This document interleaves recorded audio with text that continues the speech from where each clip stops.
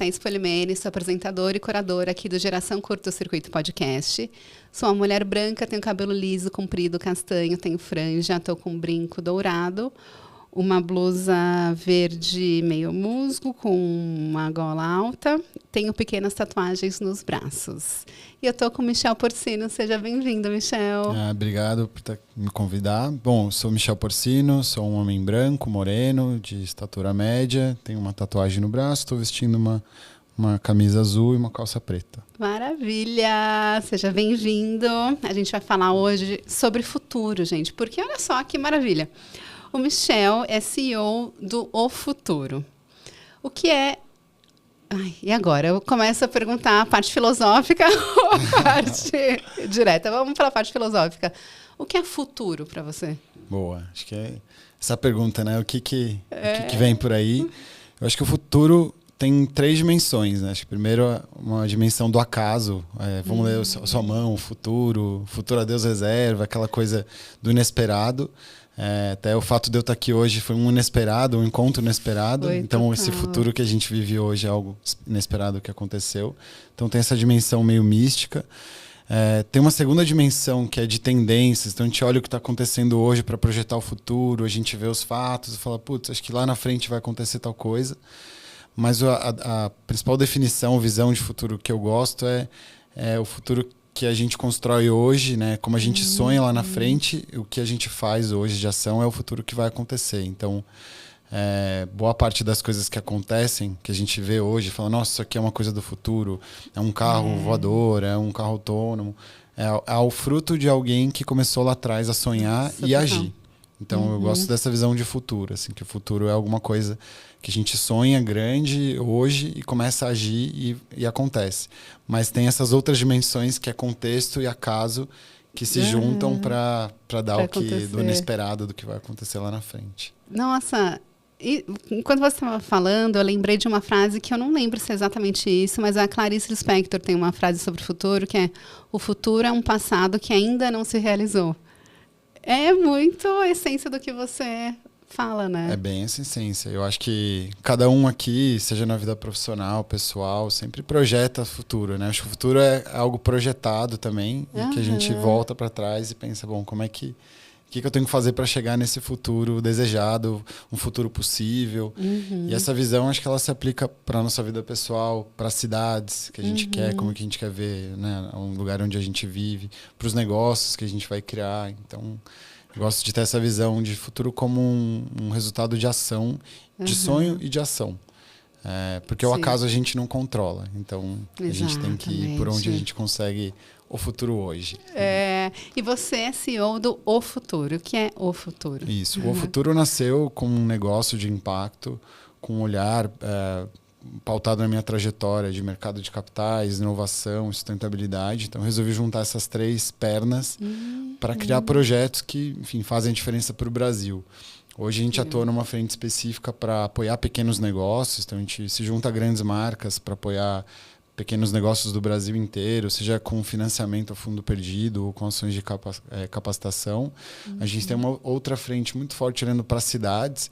E aí eu falo aqui num lugar de uma pessoa que nasceu em São Paulo, que é super paulistano, tem São Paulo tatuado no braço, do que a gente pode fazer para construir um futuro melhor para o lugar onde a gente vive. Perfeito. E especialmente não nos centros urbanos. Não só ficar reclamando, né?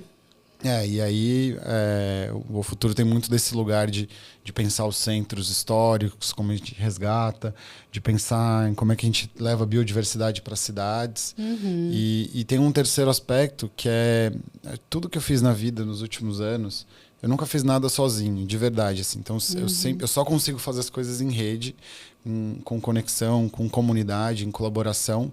E como é que a gente traz isso para gerar um movimento de impacto? Assim. Então, nesse sentido, a gente criou o Festival Cidade do Futuro, que tem um olhar para cidades resilientes e sustentáveis. Então, como é que a gente cria um movimento de organizações da sociedade civil, de empresas que atuam em cidades, de pessoas, lideranças para melhorar a vida nos centros urbanos.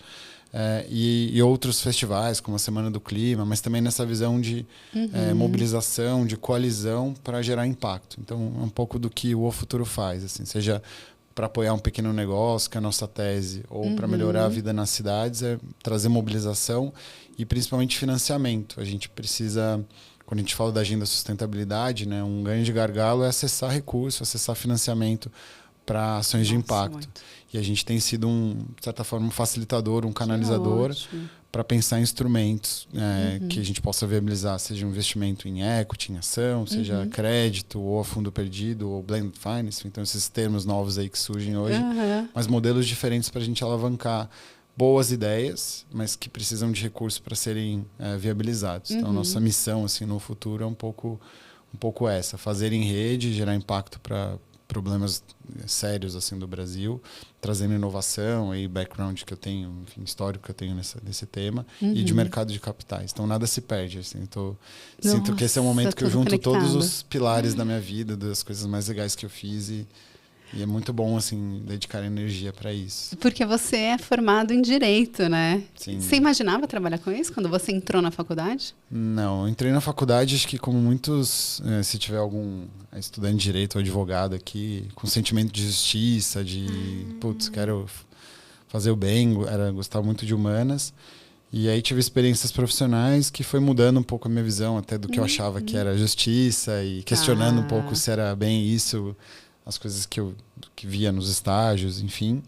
E aí eu sempre gostei muito de negócios também. Então fui achar uma área do direito que eu pudesse trabalhar com negócios. Aí fui trabalhar com o mercado de capitais e direito societário. E aí já fiquei uma perna em negócios, uma perna em direito, que foi muito bom para aprender também junto com líderes e trabalhar em operações. Trabalhei num escritório bem grande. Trabalhei em bancos de investimento, enfim, então aprendi bastante. E aí em algum momento eu falei, putz, mas eu acho que eu não quero mais... Eu sentia para mim que o advogado era um intermediário entre um empreendedor que tinha uma grande ideia, um banco que estava fazendo investimento, alguém que ia comprar, e o advogado estava meio que viabilizando, assim, um conector. E eu não queria ser o conector, eu queria ser o protagonista, queria fazer as coisas. E aí foi um momento que eu decidi sair do direito, largar tudo, pedir demissão. Aí fiquei mais um tempo lá para fechar as operações, mas me aventurei e aí que eu entrei no mundo de tecnologia, startups. Enfim, então, minha jornada começou dessa primeira decisão de largar coisas que não faziam sentido com o que eu acreditava que era o futuro desejado. E aí você direto criou o futuro ou não? Você passou por outras instituições? Eu passei por várias experiências. A primeira experiência foi... eu criei uma empresa com outros sócios advogados que chamava Grupo TAI, de Gravata. E aí a gente fez um monte de coisas legais. Eu tinha uma startup de vagas, que era Dr. Vagas. Então foi a minha primeira experiência em tecnologia. Tive uma empresa de eventos, que era o TAI Idiomas. Então já nasceu com uma cabeça meio grande, que foi errado lá na frente, aprendi bastante. Mas, que era o Grupo TAI, então não nasceu uma iniciativa, já era um monte de iniciativas. É porque eram muitas ideias, né? E aí acho que é um dos desafios que eu tento aprender, assim, de manter o foco. Acho que, conseguir escolher o que você vai ser bom e deixar passar boas oportunidades. Acho que esse... Sim.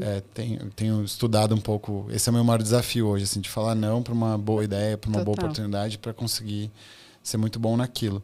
Mas aí, depois de um tempo, eu também criei o Instituto Prosseguindo, nessa mesma época, então, que tinha como foco ensinar empreendedorismo para empreendedores da periferia, e a gente fazia parceria com o Senac.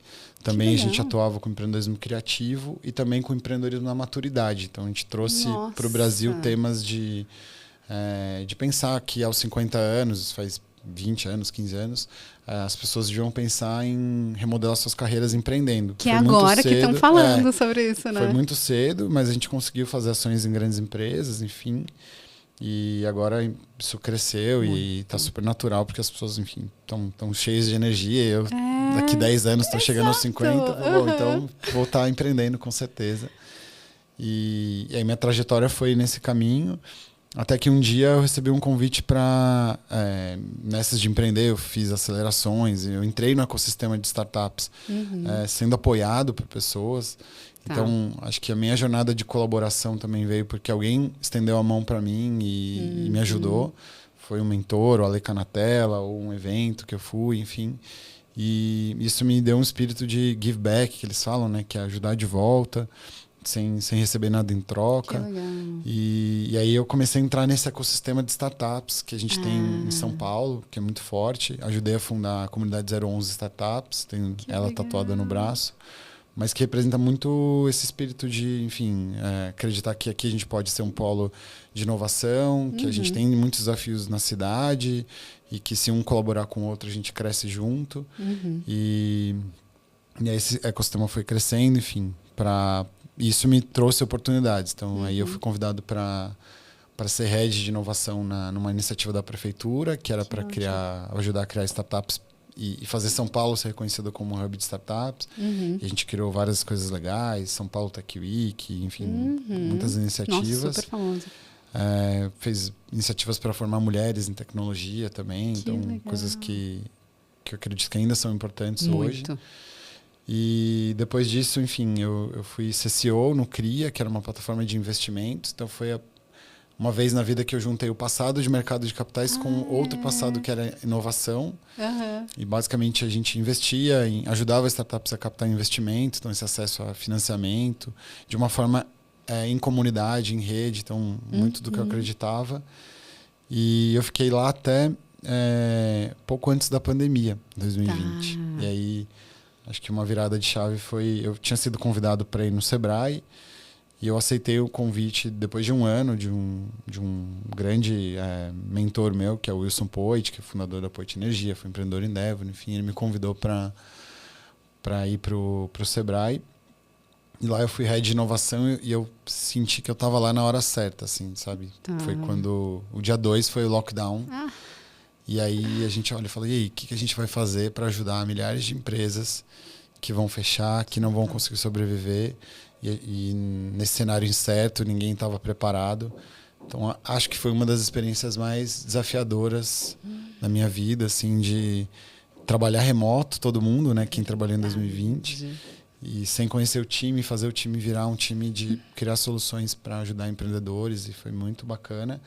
E lá nasceu um dos projetos, que foi o Retomada em São Paulo, assim, que era um programa de crédito. Então, a inspiração que eu tenho hoje para fazer algumas ações foi dessa experiência que a gente teve lá, que a gente ajudou quase 2.000 empresas a não fecharem com a avaliação do Banco Mundial, super refinado o que a gente fez. Aí você traz o mercado de capitais. Então, eu sinto que as coisas vão fazendo sentido. Muito. E eu fiquei lá bastante tempo, enfim, criei mais de 30 programas para startups, além do Retomada. Fiz o Sebrae for Startups nascer. E apoiando o Deep Techs também, que é um outro tema importante, que são startups de base científica, que o Brasil também pode ser uma potência. Uma iniciativa legal que a gente fez foi o Ginga, para formar empreendedores negros no ecossistema de startups também. E aí, quando eu saí, eu falei, o que eu vou fazer agora? Tentando contar a história rápida, mas o que eu vou fazer agora? E eu parei, tirei aquele mês assim, de reflexão e falei, putz, agora é a hora que eu vou juntar tudo que eu vivi na vida, essas experiências passadas. Eu não vou trabalhar para alguém, eu vou tentar criar a minha agenda, sem os limites, às vezes, que as amarras têm das organizações, para gerar o impacto que eu quero gerar. E aí nasceu o O Futuro. Que ano que nasceu? O O Futuro nasceu em 2019 e eu fiquei full time faz 2 anos lá. E hoje a gente tem uma atuação muito bacana. Assim. A gente mobiliza milhares de pessoas nos eventos que a gente faz. O Festival Cidade do Futuro tem quanto tempo? Ele está indo para a 4ª edição esse ano. Foi uma evolução também. Ele nasceu com um olhar muito sobre... A gente vê os festivais lá fora, XSW, enfim. E o que a gente tem que fala da gente, que é a nossa cara? É a cara da diversidade, porque São Paulo as pessoas, enfim, são muitas. Algumas pessoas criticam São Paulo, mas o que eu gosto muito é que o melhor de São Paulo para mim são as pessoas. E aí a gente tem pessoas diversas e o Cidade do Futuro dá muita voz para lideranças periféricas, para outras vozes que não são ouvidas normalmente nos eventos tradicionais de tecnologia, de sustentabilidade. E esse olhar de cidade, assim, que eu acho que é importante a gente trazer, o que a gente pode fazer para onde a gente vive. Então a gente está indo para a 4ª edição agora, que vai ser em agosto, com muita energia para financiar e viabilizar projetos que melhorem a vida nas cidades, para que as pessoas parem de criticar São Paulo daqui talvez 10, 15 anos. São Paulo, eu falo que são muitas cidades dentro de São Paulo. Não tem como a gente falar, São Paulo é assim. As pessoas, às vezes, de fora, quem está ouvindo, assim, rotula São Paulo como a Faria Lima, né? Assim, a gente precisa sair do eixo Faria Lima. Cara, o ano passado a gente apoiou um filme que é muito legal, quem quiser, não sei se depois dá pra gente colocar o link. Sim, claro. Chama Ecossistemas de Inovação. E que rodou pelo Brasil inteiro para mostrar os principais ecossistemas de startups de inovação no mundo, no Brasil. E aí, quando a produtora estava fazendo o filme, eu falei, você não vai colocar São Paulo? Ela falou, eu preciso sair desse lugar que as pessoas conhecem, a Faria Lima. Tá. Então eu falei, bom, então eu vou te levar para alguns lugares diferentes. Ótimo. E ela foi, no filme, quem vê o filme vai ver cases de empreendedores de ciência, Deep Techs, que as pessoas não imaginam que tem. A gente tem vários parques tecnológicos aqui. E a gente foi ver uma iniciativa em Paraisópolis, de delivery, que ajuda a chegar às mercadorias onde as empresas tradicionais não chegam. Então, para mostrar assim, que são várias São Paulos, são uma diversidade muito grande de problemas e de oportunidades. E a gente não pode rotular, assim, porque tem empreendedor criativo, tem de tudo aqui de bom, assim. Tem muito. Que a gente pode impulsionar, assim. Esse conceito de Deep Tech, eu fiquei sabendo agora há pouco, que eu estava lá no Rio, eu fui no Smart Summit, e aí teve uma palestra sobre economia criativa. E aí teve uma pessoa, Carla, o nome dela, não lembro o sobrenome, mas ela é do ecossistema de inovação lá do Rio de Janeiro, e ela bateu muito na tecla do investimento em Deep Tech. É um dos setores que na Europa está crescendo bastante. Os grandes eventos de Deep Tech são lá.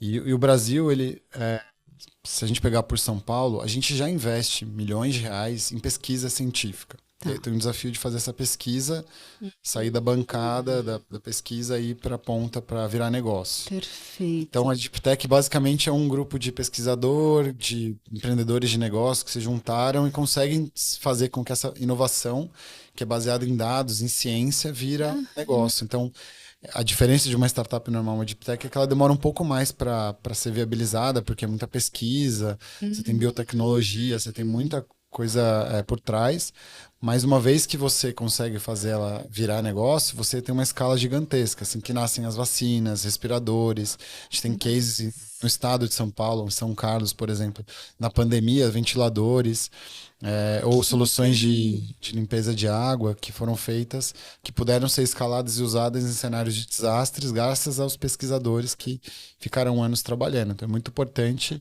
e a gente tem bastante case legal, assim, de Deep Tech aqui em São Paulo. Além de São Paulo, vocês atuam em outras cidades também? Sim, a gente tem uma atuação para empreendedores do Brasil inteiro. Um dos projetos com uma grande empresa de tecnologia, a gente apoia 300 negócios do Brasil inteiro. A gente fez o maior concurso de empreendedorismo do Brasil e mostra que em cidades com 5 mil habitantes, 10 mil habitantes, tem gente usando rede social para vender, para gerar negócio, independente do setor. Então foi uma oportunidade de ver o Brasil assim muito forte. A gente apoia outros ecossistemas também de inovação, de sustentabilidade. Esse é o ano da COP em Belém, a gente está acompanhando e deve fazer algumas ações lá. Mas talvez fora o lugar que a gente mais está atuando hoje é no Rio Grande do Sul.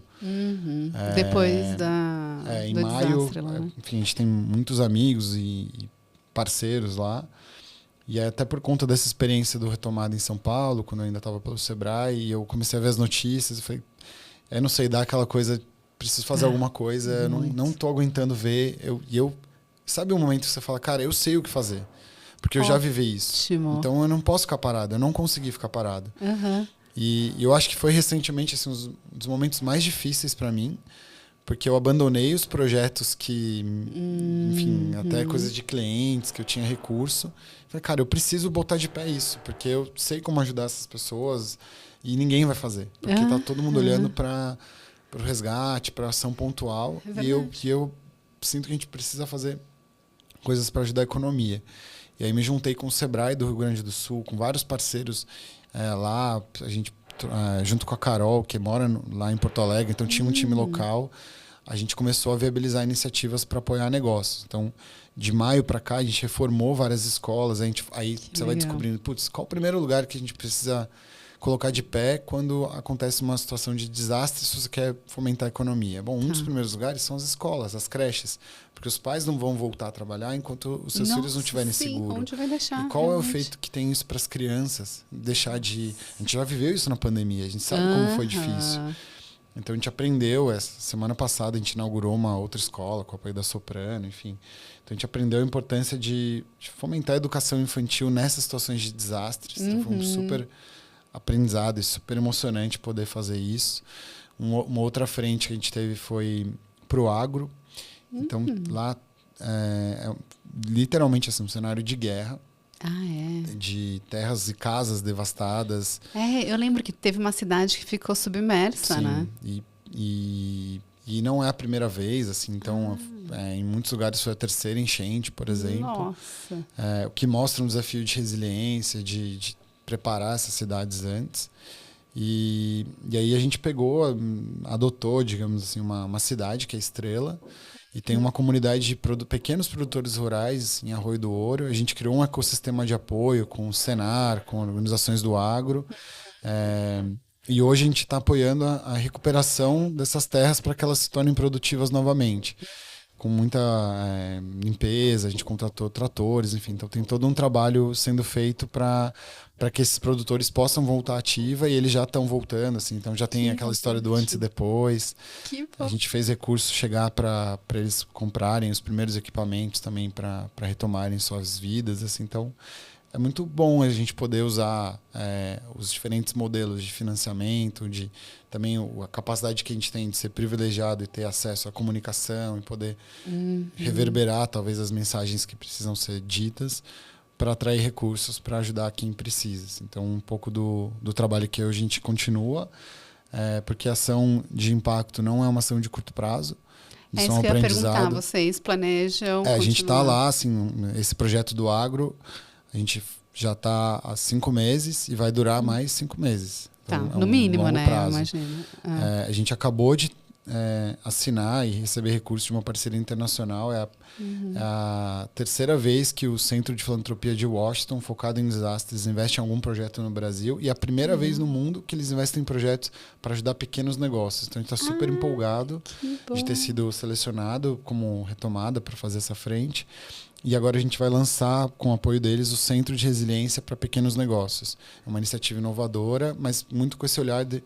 Também no Brasil a gente perde um pouco as informações, né? O que a gente aprende com o que acontece no passado, né? Então essa história que você comentou da Clarice, de pensar em passado e futuro, um pouco o que a gente aprendeu com esse passado para que a gente se prepare para o futuro, não sofra tanto quanto, ou que tenha boas práticas para implementar rapidamente. Então a gente está coletando histórias de iniciativas legais que surgiram não só no Rio Grande do Sul, mas em outros lugares de desastres, mas que sejam voltados para apoiar pequenos negócios e a gente criar um grande banco de ideias e projetos para poder replicar. E no paralelo a gente vai financiar 100 negócios com R$5.000 para eles retomarem, então a fundo perdido, para eles retomarem as suas atividades. Hoje no paralelo a gente também co-líder de uma iniciativa de crédito mais subsidiado, mais acessível, que já emprestou 25 milhões também de novembro para cá, para mais de 300 empreendedores, junto que é o Estímulo Retomada RS. Então a gente juntou o Retomada com o Estímulo, que é um fundo de impacto de crédito. Então isso é legal assim, de pensar que tem vários instrumentos que podem ser criados. O campo para inovação nesse campo social de impacto é muito grande, assim, a grama está muito alta, a gente precisa de mais pessoas de inovação, das artes, do design, olhando para a sustentabilidade, porque a gente tem grandes desafios pela frente, né? O que a gente está vivendo hoje nas cidades, aqui em São Paulo recentemente, mas o Brasil inteiro está em risco, né? Assim, então a gente precisa começar a agir, assim, cada um na sua casa, no seu trabalho, né? O futuro dos negócios depende disso, o futuro das cidades depende disso. Então...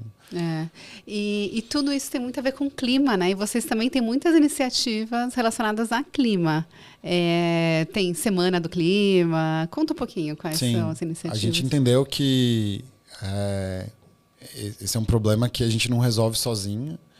a solução depende muito de articulação. Então, várias das nossas iniciativas hoje são para formar alianças e redes em prol de uma solução de maior impacto, né? A gente hoje faz uma das iniciativas é o Climate Circle. A gente juntou grandes empresas, líderes de grandes empresas, que têm os seus desafios de descarbonização, né, de reduzir a sua pegada, de tornar a sua empresa mais sustentável, e aí sem greenwashing, que a gente fala sem inventar coisas, mas cada um tem um potencial.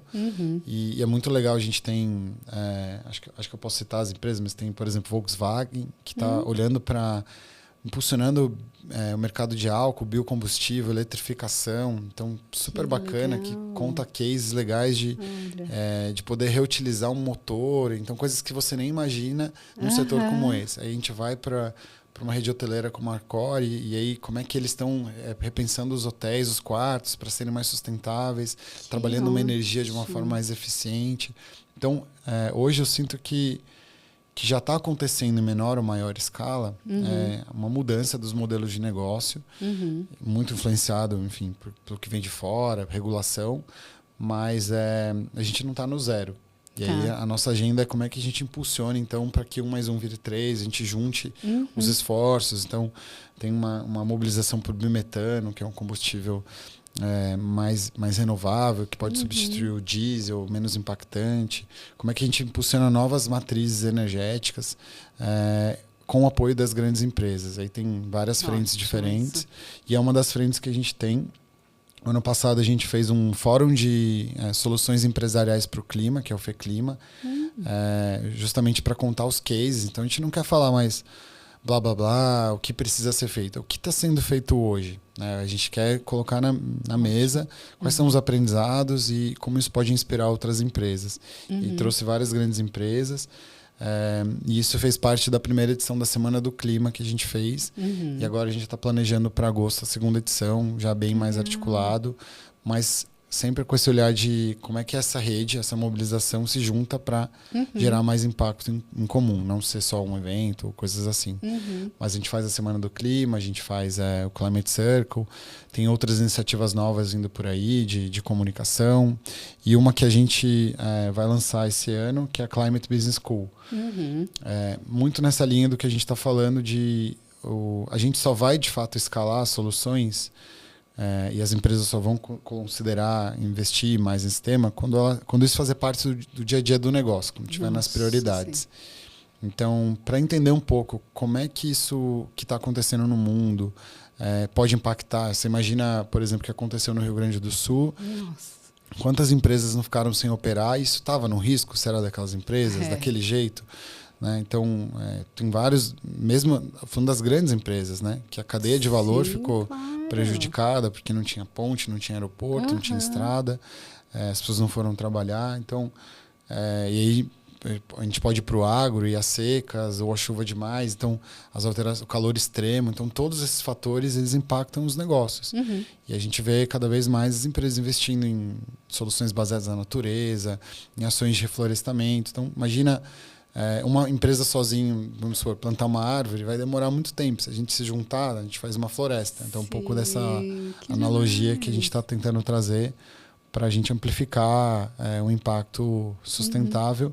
E aí o que me cabe é olhar para as cidades, de novo, assim, porque eu não entendo, né, a importância que a gente tem de preservação da Amazônia, de todos os biomas, mas eu acho que o que eu posso fazer como alguém que está aqui na prática, né? na cidade, né? Então eu tenho olhado muito para a gente reduzir, né, o impacto ambiental nas cidades, e aí energia, mobilidade, enfim, então é um pouco da minha agenda esse ano, assim, para gerar esses impactos. Uma última coisa que a gente vai tá lançando para a COP é um fundo de biodiversidade para cidades.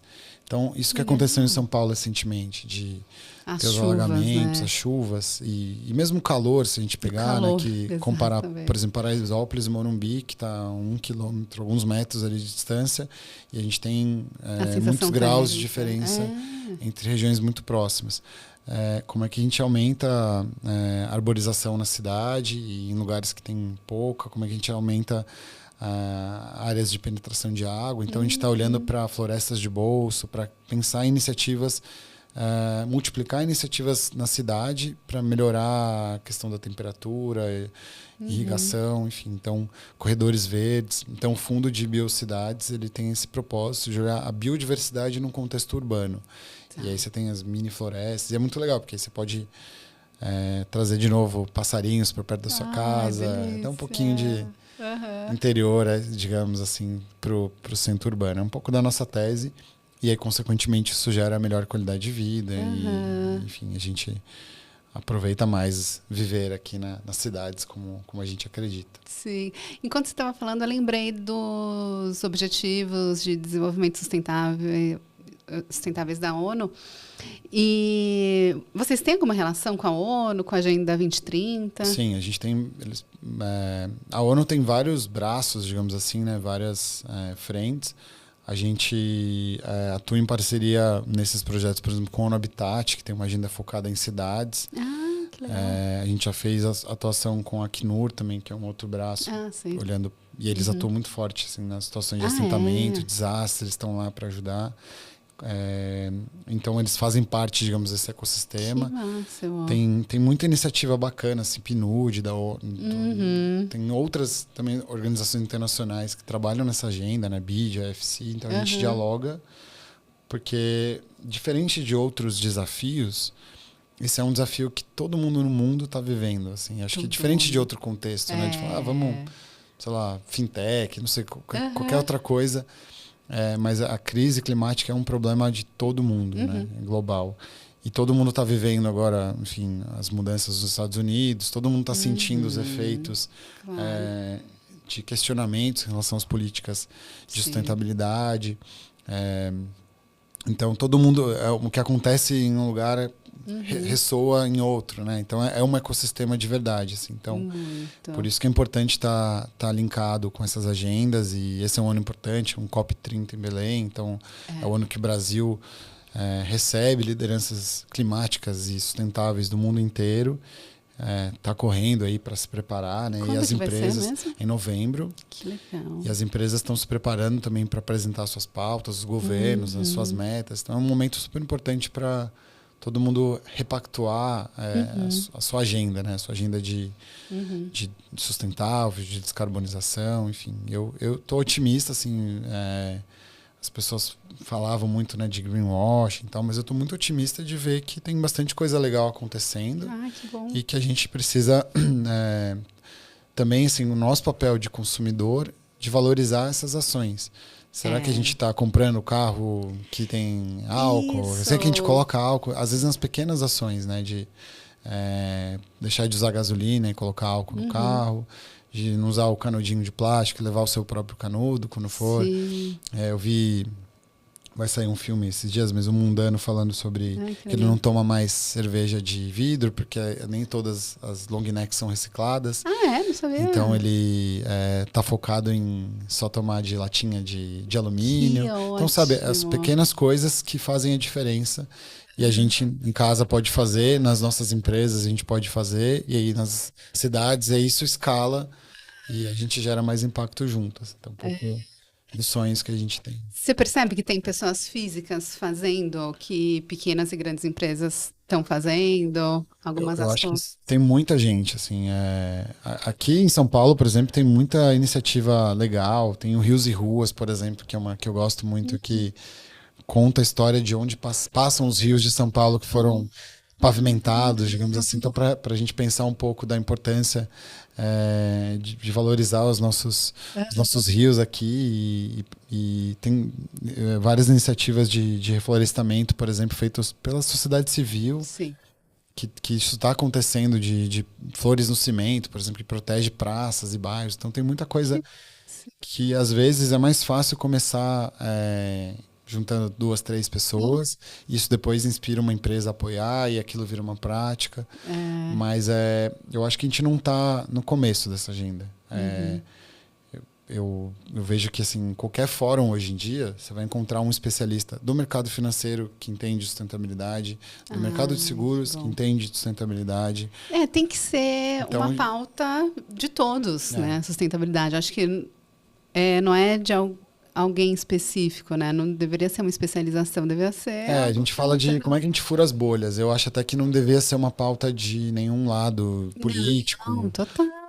Cara, o futuro dos nossos negócios, então se você é de esquerda, direita, não importa. Se você tem um negócio, cara, você já está muito preocupado se esse negócio vai ficar de pé, né? Se a depender das condições climáticas afetando o sistema produtivo do seu negócio. Isso é orientação liberal, digamos assim. Então não é uma agenda na minha opinião, assim, de esquerda ou direita, mas tanto que a gente trabalha com vários governos diferentes como parceiros, prefeitura, governos, independente da bandeira, digamos assim, mas porque é uma agenda técnica que precisa ser colocada e gera muita oportunidade também de negócio, né? São Paulo, por exemplo, tem o estado, né, feito uma agenda forte para o biometano, que é um combustível do futuro, digamos assim, que é mais sustentável. Então, eu acho que a gente tem que furar essas bolhas e também pensar menos assim, aquela visão, vamos abraçar a árvore, mas é como que a gente preservando a árvore vai gerar negócio e sustentabilidade, enfim. Então, é uma outra visão do que a gente,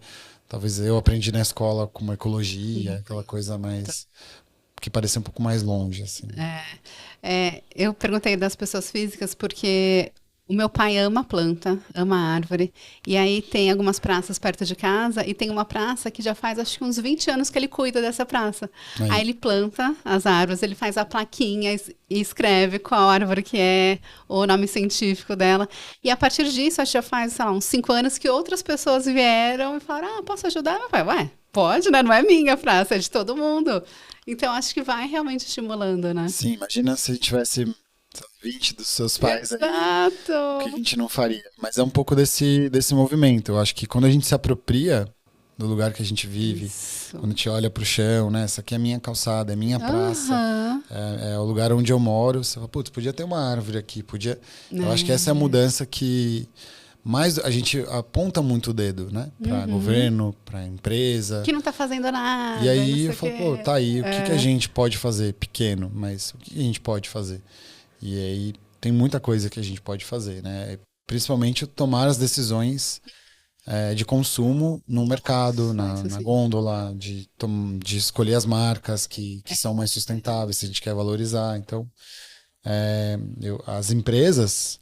Tem um grande desafio para que elas sejam net zero, que elas consigam atingir suas metas, elas precisam do consumidor também acreditando na agenda que elas estão colocando. Então, muito se fala sobre ser escalável, as soluções, que é caro e tal. Então, quanto mais gente demandando, consumindo, mais barato vai ficar, né? Pensa na energia, por exemplo. Hoje você consegue ter uma energia limpa na sua casa, coisa que não existia lá atrás. Então, agora...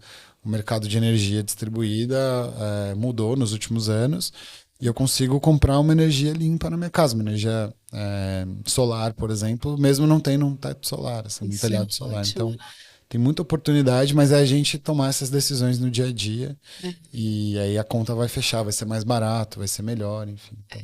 Inclusive, essa parte da compra da energia limpa, eu descobri... participando do Cidade do Futuro, do festival, que eu fiz... temos uma Não é? participante. Foi... Tá vendo? Muito. A Priscila me convidou para fazer mediação de algumas mesas, e aí em uma das mesas estava a Adriana Luz, que eu achei, né, combinou muito, porque ela vende energia limpa. Eu falei, gente, eu não sabia que tinha como a gente comprar de alguma fornecedora que não fosse a que todo mundo conhece, sabe? Sim, eu acho que a gente vive um desafio, a gente chama de letramento climático, assim, Nossa, tanta informação, tem um desafio que é muita informação, também gera medo e FOMO, e eu não sei o que está acontecendo, cada dia é uma coisa nova, mas eu acho que a gente precisa investir nesse letramento climático para as pessoas entenderem as oportunidades também e fazer mais parte do dia a dia, assim. Então, minha mãe agora vê uma notícia na TV, já me manda, fala, que legal, vi que está acontecendo tal coisa. Então, a gente poder ensinar e ver que dá para usar no nosso dia a dia, nas pequenas decisões que a gente tem, né? Super.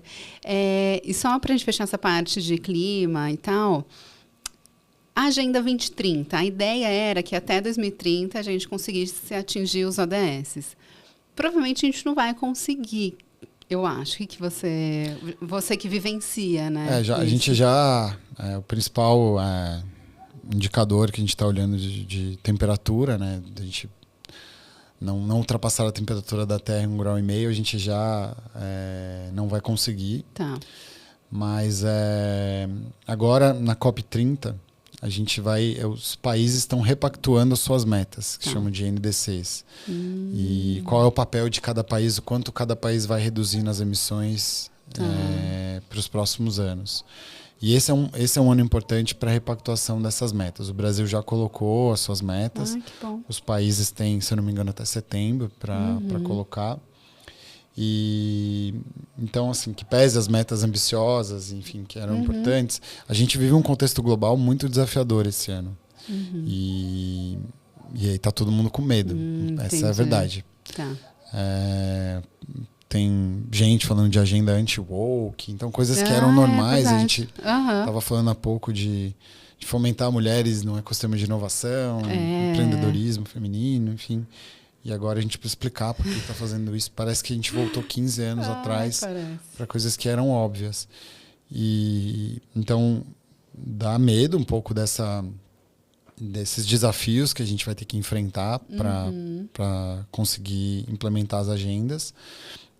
E para que, de fato, e aí tem uma questão muito importante, que a gente tem um histórico, aí, falando de séculos, né, dos países europeus, Estados Unidos, os grandes emissores, na verdade, são as grandes economias globais. E elas que deveriam se comprometer mais, algumas não estão tão envolvidas ou tão dedicadas. E quem sofre mais é o sul global, né, que eles falam. Sim. Então, os pequenos países insulares. Então, tem um grande desafio que é o financiamento climático nesse contexto, né? Porque se não vier o recurso dos grandes, como é que a gente vai cobrar as metas dos pequenos? E aí pega, né, países que são ilhas, por exemplo, que tem um risco enorme, a água já está subindo, né, de até sumirem. Os corais, por exemplo, que são afetados. Enfim, então, o grande desafio nesse contexto todo global é o financiamento climático.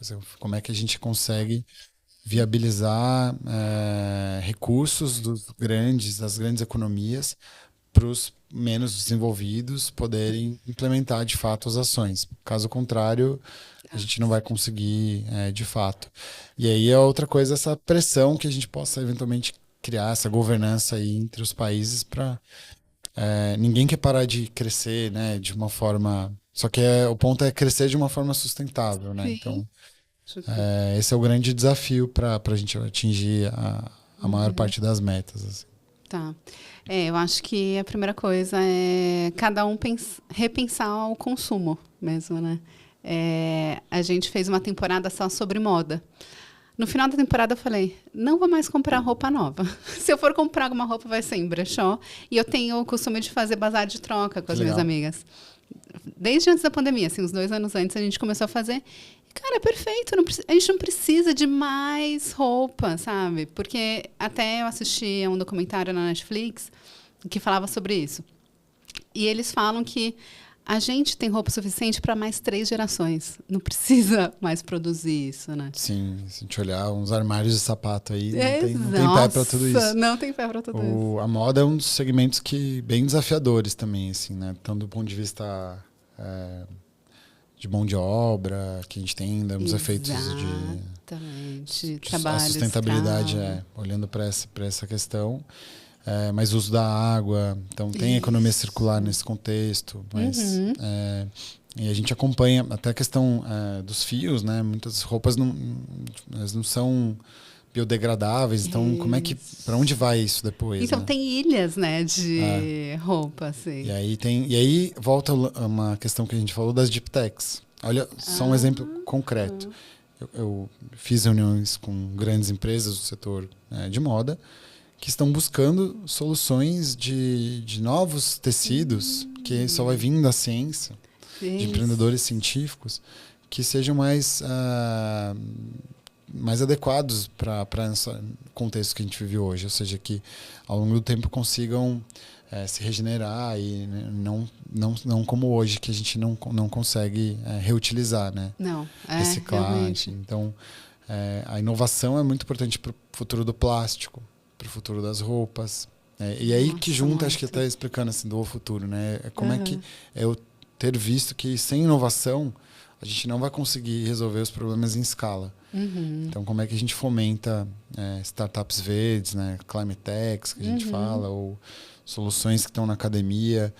E a gente tem olhado muito para essa frente. A nossa frente de startups trabalha para apoiar empreendedores de uma forma geral, mas em especial olhando para esses empreendedores verdes, que é o que eu pessoalmente assim mais quero fazer nos próximos anos é apoiar as climate techs, que o Brasil seja um polo de inovação verde e o que a gente cria aqui vire exemplo para outros países, porque daqui a gente tem, né, uma matriz de energia limpa, então a gente consegue criar inovação e talvez a gente não vai ser o polo de IA no mundo, né? Já tem muita gente grande disputando. Né? Deixa para mas quem sabe para energia, para clima, a gente não consiga ser sim um grande hub de soluções para os problemas globais relacionados à sustentabilidade e clima. Então, tem algum país que já seja referência? Tem alguns que começaram antes. A Europa tem um histórico forte, né? O Acordo de Paris, se a gente pensar tudo o que acontece lá. E eu vejo muitos polos, até pelo formato, se a gente olha para Copenhague, a gente olha para Amsterdã, essa cultura da bicicleta. Então, é muito comum para o europeu, e se você olhar assim, os marcos regulatórios que impõem algumas ações das grandes empresas, inclusive quem quer vender para a Europa precisa adequar. Então, muita coisa vem da Europa hoje, assim, de sustentabilidade. E eu gosto muito especificamente falando de inovação, olhando para o que tem em Londres, por exemplo, e a Alemanha, acho que são dois lugares legais. Mas Londres eles fazem, inclusive a London Climate Week, London Climate Action Week. E basicamente é uma semana para pensar o futuro. E aí isso inspirou a gente a criar a São Paulo Climate Week, que a gente está fazendo aqui a segunda edição. Tem também em Nova York, que é um outro hub. E aí vai ser legal, eu quero muito estar lá para ver como é que vai ser a dinâmica de um estado que é pró-clima para um país que não está sendo. E aí, mas num lugar que tem muita autonomia. Então vai ser interessante essa. Tô vendo assim, Califórnia, alguns lugares se posicionando, né? Tipo, a gente, cara, eu investi anos aqui de muito recurso. Não vou abandonar, né? Então, até que ponto também essa agenda vai eu acho que vai ter hubs ali de resistência climática, digamos assim. Acho que não vai ter como não voltar atrás 100%. E, enfim, então tem muita coisa legal no mundo surgindo. E essa intersecção de inteligência artificial para clima também, dados. As Big Techs já têm. A gente trabalha perto assim, de Google, Microsoft. E inclusive assim, os dois que eu citei fizeram ações no Rio Grande do Sul, ajudaram o governo. Então tem muita coisa legal assim, sendo feita. Mas o Brasil, a gente tem uma startup chamada 1,5 Grau, por exemplo, que faz mapeamento de queimadas e usa a inteligência artificial para ajudar nesse processo, antecipar alertas. Queimada é um problema global, né? Então, se tiver Las Vegas lá, por exemplo, Los Angeles. Então, a gente pode criar soluções daqui que vão impactar o mundo, seja para agricultura sustentável, seja para energia, seja para novos combustíveis. Eu acho que tem muita coisa. A gente tem um polo, por exemplo, em São José dos Campos, né, de aviação. Então, essa aviação sustentável, combustível do futuro, que é o SAF, né, para aviões. Então, tem muita coisa que eu acho que o Brasil, se tiver, de novo, não adianta ter ideia. Só ideia não. Se a gente não tiver investimento público ou privado, a gente não consegue escalar. E por isso que o mercado de capitais é tão importante. Por isso que o papel da CVM é tão importante, do Banco Central é tão importante. São dois órgãos que estão muito ativos na agenda sustentável, estão sendo precursores, criando, assim como foi o Pix, né? Pensar o Banco Central, ninguém pediu para eles, eles estão lá. Eles estão puxando uma agenda de taxonomia que ajuda a rotular o que é ou não é investimento sustentável, novos fundos, criando marcos regulatórios para que essa cadeia nasça. Assim, o BNDES também está investindo em fundos de blended finance, que junta capital a fundo perdido, catalítico e um capital que precisa voltar. Mas para dizer assim, o Brasil não está atrás, não. Ele tem boas práticas, mas a gente precisa acelerar um pouquinho mais e as empresas também entrarem nessa agenda. E aí um pouco do nosso papel é juntar todo mundo, toda essa turma aí, quem tem ideia com quem quer investir e fazer essa roda girar. E uma dessas iniciativas é a SP Stars, né? E Upstars também, né? Isso, a gente vai... a gente tem uma história muito forte com as startups nos últimos anos e a gente pensou que a gente precisa... Pensando, será que a gente ainda precisa criar um programa para ajudar um empreendedor de startups hoje, em 2025, no Brasil? Será que toda essa informação que tem no YouTube, na internet, nos eventos já não é suficiente? A gente não está tão bem assim, né? Como, apesar de todo esse potencial, a gente conta nos dedos ainda os unicórnios. E pensando na América Latina, a gente está bem, obrigado. Mas a gente pode ir muito mais pelo tamanho que tem, pela comunidade que tem de empreendedores.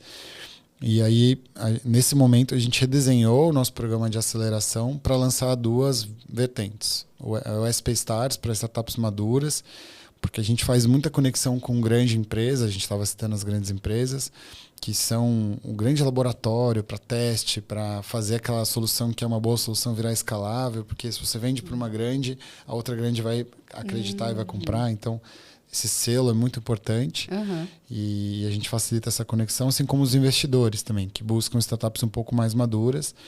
E então a gente remodelou o SP Stars para focar em empreendedores que têm o desafio de crescimento, que é um desafio diferente, está captando um Série A, que a gente fala um fundo maior e precisa fechar a rodada.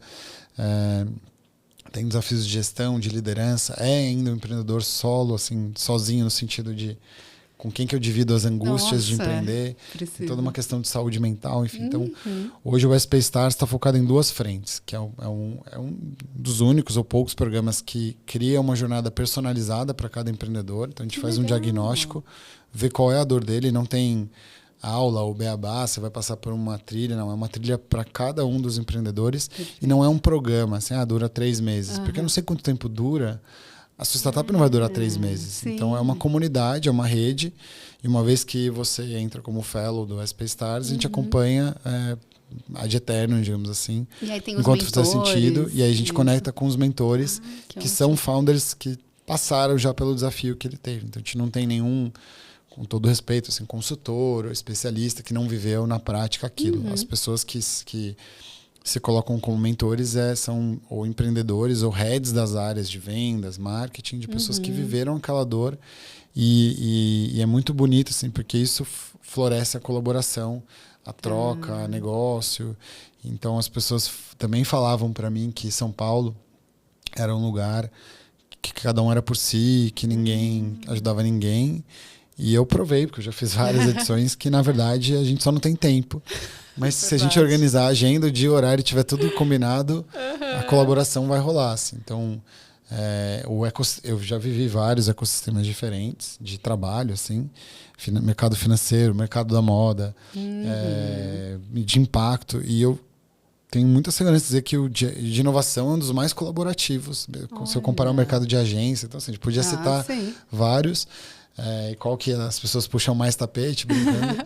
O mercado de startups é um dos mais colaborativos. Assim. As pessoas estão... Cara, eu já conheço gente que está no fim de semana no Startup Weekend, que é um programa para ajudar a tirar uma ideia do papel. A gente faz o Climate Jam, que é focado em clima.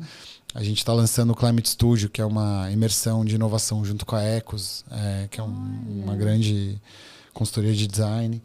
Mas muito nessa visão de como é que a gente apoia e colabora. Então, o SP Stars tem essa visão mais para quem está mais maduro. A gente tem programas legais, né? O Latitude, Endeavor, mas atendem poucos empreendedores, a gente pode ampliar. Se tivesse mais 20, assim, ainda precisava, sabe?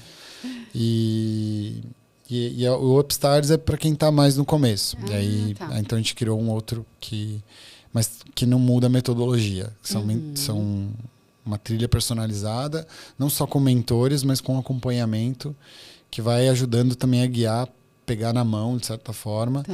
Então a gente até se vê como um fundo, apesar de não investir recursos, mas é assim, olha, isso aqui é um portfólio de empresas e a gente vai ajudar esse portfólio a crescer de, sei lá, 100, 200 empresas nos próximos 5 anos, a crescer e chegar num patamar 10 vezes maior, e aí isso vai gerar impacto para o Brasil. Né? Seria uma incubadora? Ou...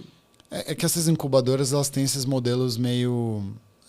dura um tempo, você está preso. Verdade. Então, é uma rede de crescimento. Acho que é a melhor definição. Legal, assim. ótimo. Então, em que a gente vai plugando as soluções de acordo com o momento, com o tempo que cada um tem.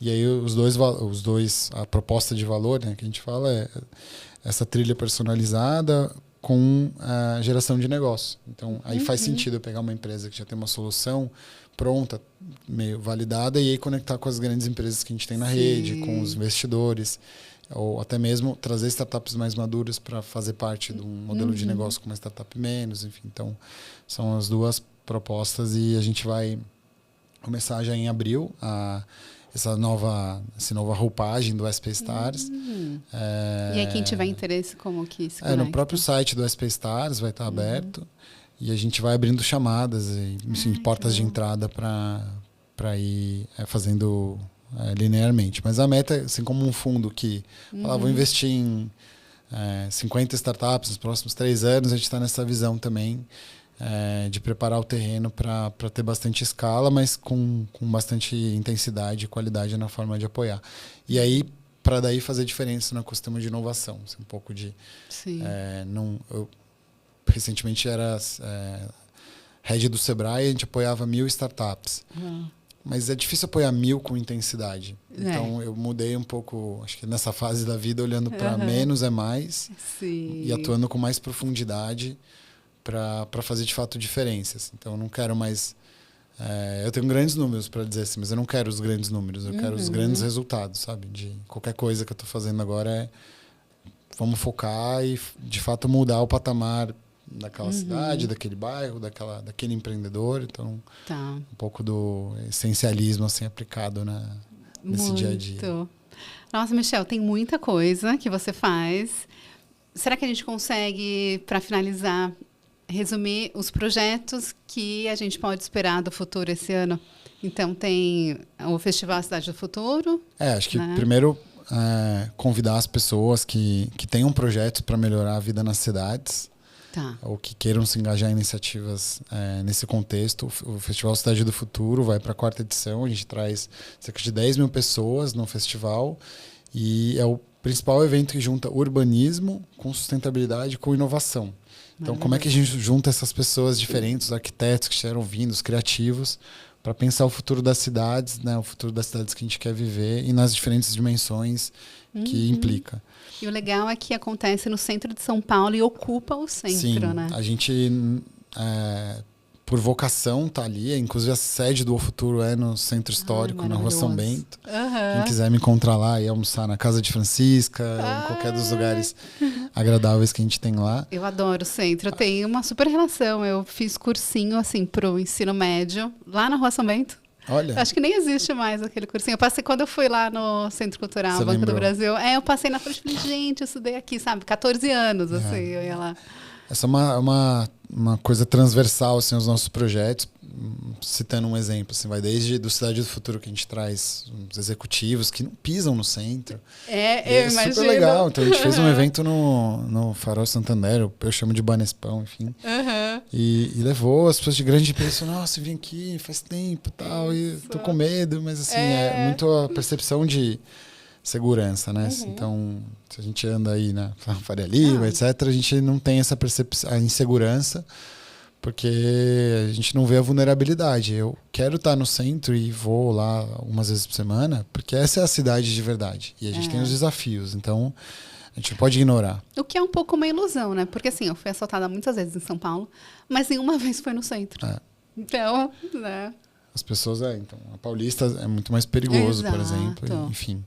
Eu desafio quem quiser também, eu ando no centro histórico com o celular na mão, que é um lugar que eu tenho uma paixão, assim, eu acho que é a história da cidade, eu olho aquilo e vejo um potencial enorme daqueles prédios.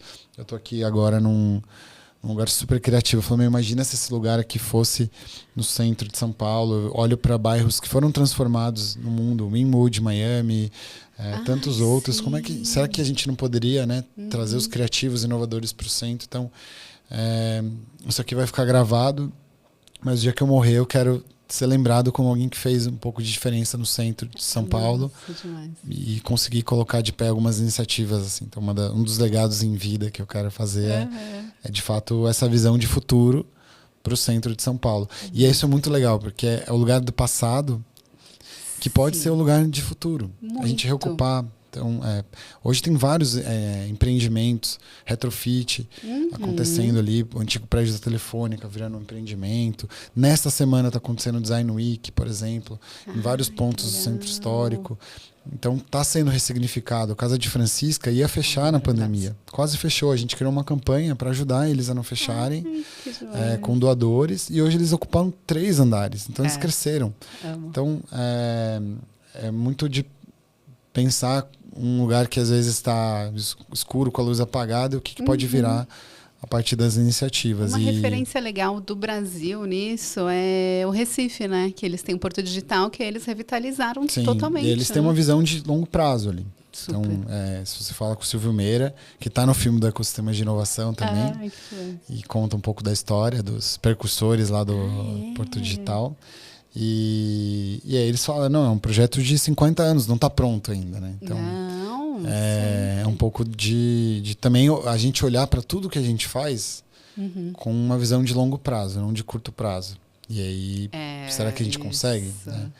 Então, é um pouco o que eu acredito ali no centro. A gente vai, só para citar também, eu sou pai de pequeno, eu tenho o Gabriel, que hoje tem 5 anos, e eu tenho um sonho que ele viva o centro de uma forma que eu talvez não vivi, e que se conecte com a minha história. Viveram, E né? aí eu estou induzindo esse caminho, então a gente criou um evento que chama Centro Encantado. Que aí, assim, é fora de tudo que, né, do que a gente falou do futuro, mas na verdade, quando eu fui fazer meu planejamento, eu falei, olha, resgatar o centro, não tem nada mais sustentável do que resgatar uma coisa que já existe, que é o centro histórico, e dar uma vida, né, uma roupagem diferente, fazer ele ter novos usos, diferentes usos. Isso não é reutilizar, reciclar, que a gente vê para outras coisas. Muito. Então, a gente tem essa ação, esse vai a 2ª edição agora, do Centro Encantado. Acho que é a 3ª edição. E vai ser em julho, nas férias. Então, quem tiver ouvindo, tiver filho pequeno, pode seguir nas redes sociais do Centro Encantado. E a gente vai ajudar as crianças a entenderem a história de São Paulo, mas vivendo experiências lúdicas, circuitos, visitas. Assim. Então, tem desde essas frentes para o centro. E, enfim, a gente coordena o Futuro Centro, que é um grupo de organizações que está lá. Então, a gente está muito ligado ao centro e tenta conectar, né, com a Cidade do Futuro, que vai ser no Centro Histórico. Então, se faz tempo que você não vai no CCBB, no Farol Santander, quer conhecer lugares diferentes, o Cidade do Futuro está chegando. E depois a Semana do Clima, também, que aí é uma mobilização que qualquer um pode propor uma atividade. Então, de novo, na visão de colaboração. Então, você que está numa universidade, numa escola, que tem alguma ideia, quer propor uma atividade, é uma semana descentralizada, em que as pessoas podem propor ações, focado em ação, né, para trazer consciência, que a gente falou aqui, né, bastante hoje, sobre clima nas cidades. Né? Então, a São Paulo Climate Week vem aí para a 2ª edição. E aí tem as outras ações que a gente vai lançando, né? Os fundos, os impactos que a gente vai causando com os financiamentos que a gente traz. Mas acho que o que fica de convite é para essas 2 iniciativas, principalmente. Assim. Nossa, perfeito. E tudo tá Instagram? Sim, a gente tem, para cada projeto a gente tem um Instagram. Nossa, trabalhão, hein? Estamos coordenando as redes aí, é um desafio. Mas muito feliz de... para quem... Ontem, só terminando, assim, eu estava num evento de umas 50 pessoas de entidades de impacto que há 15 anos trabalham com impacto. E olhando assim, cara, todo mundo teve em comum um momento de pessoal de desafio, de falar, será que eu vou conseguir? Será que vai dar certo? Será que vale a pena eu focar nisso? E quando a gente perguntou assim para todo mundo, quando eles perguntaram o que você tem mais orgulho, ninguém falou assim, das 1000 pessoas que eu atendi, sei lá, das reformas que eu fiz.